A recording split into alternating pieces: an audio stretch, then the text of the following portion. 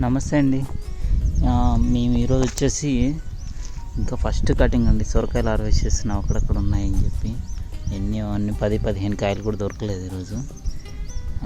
ఇట్లా మేము ఇట్లా పందిరి వేసేసి సొర పైకి ఇచ్చేసి కింద ఇది క్యారెట్ అండి.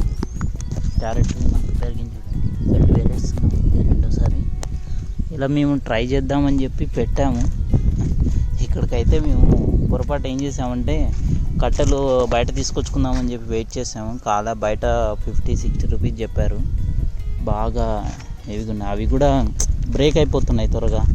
అందుకని చెప్పి మేమే కట్ చేసుకున్నాము. మామూలుగా ఇక్కడ కంప చెట్లు ఇలాంటివి ఉన్నవి. పొరపాటు ఏం జరిగిందంటే మేము లేట్ చేసాము, దానివల్ల మేము ఇక్కడ ఫెయిల్ అయిపోయినాము.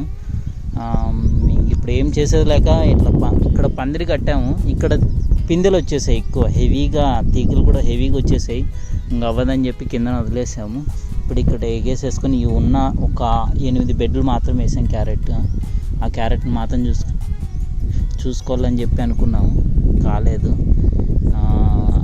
ఒకవేళ ఇలాంటి మోడల్ ఏమైనా ట్రై చేయాలనుకుంటే ముందే కట్టెలు పాతేసుకొని రెడీ చేసుకున్న తర్వాత క్యారెట్ వేసుకోండి. ఇలా మాత్రం ఇబ్బంది పడద్దండి వేసిన తర్వాత. క్యారెట్ మంచి గ్రోత్ అయితే ఉంది, బట్ మేము పొరపాటు చేసాము. దానివల్ల ఇప్పుడు మనం ఏమున్నా కానీ మన ఫీల్డ్లో మనం ఇంప్లిమెంట్ చేసిన తర్వాతే దాన్ని యూజ్ చేసుకోవాలా. రెండోది కరెక్ట్గా డెసిషన్ తీసుకోవాలండి. ఎందుకంటే మనం చేసేది కరెక్ట్ వేనా కాదా అని చెప్పి ముందే చెక్ చేసుకోవాలా. ఫెయిల్ అయిన తర్వాత ఎవరు తీసుకోరు. ఇప్పుడు ఎందుకంటే ఈ క్యారెట్కి దాదాపుగా 8,000-10,000 దాకా ఇన్వెస్ట్ చేసాము. సీడ్, ఆ బెడ్ మేకింగ్కి, ప్రతి దానికి ఇన్వెస్ట్ చేసుకుంటూ వచ్చాము. ఇప్పుడు ఆ రికవరీ కష్టము. ఇప్పుడు మొన్న ఎగేసాము, ఇప్పుడు 3 days అయింది, మళ్ళీ పాద వచ్చేస్తుంది, తీగ పాతుకొని వెళ్తుంది. ఇప్పుడు ఇవన్నీ ఎగేయాలంటే చాలా కష్టం ఉంది ప్రతిసారి. దాంతోపాటు మేము వీళ్ళు కుప్ప వేయడం వల్ల దోమ ఇవన్నీ లోపల ఉండిపోయి మనం స్ప్రే చేసిన లోపల పడక అది మాత్రం కాయని పిందిని మొత్తం అట్లా అక్కడ వంగిపోయింది చూడండి. అట్లా వంగిపోయేటట్లు చేస్తాయి, వంకర్లాగా ఉండిపోతాయి. అవి ఇంకా పనికిరావు, అలా చేస్తాయి మనం ఇలా కుప్పేయడం వల్ల. ఇవన్నీ దాదాపుగా ఫెయిల్యూర్ లాగా ఉంది. మేము ట్రై చేసాం. ఇప్పుడు ఈ తీగల్ని పైకి ఇలా కడదామని చెప్పి అనుకుంటున్నాము. ఇలా కట్టేస్తే ఈ తీగలు పక్కకు పోకుండా ఉంటాయని చెప్పి చూడాలండి, ట్రై చేస్తాము. వచ్చిన తీగల్లో అలా కట్టేసుకుంటే పైకి వెళ్ళిపోతుంది కదా అని చెప్పి అనుకున్నాము.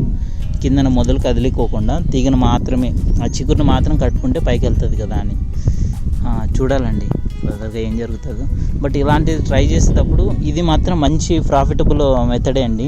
ఎందుకంటే తీగ పందిరికి వెళ్ళిపోతుంది, ఇక్కడ నుంచి ప్రాఫిట్ వస్తుంది, మనకి మధ్యలో స్పేస్ ఖాళీ ఉంటుంది. ఎట్టకేలకి మనము 8-10 అడుగులే డిస్టెన్స్ పెట్టుకోవాలి. మనం అందరూ పెట్టేది 8 అడుగులు, 6 నుంచి 8 అడుగులు పెట్టుకుంటారు పందిరికి.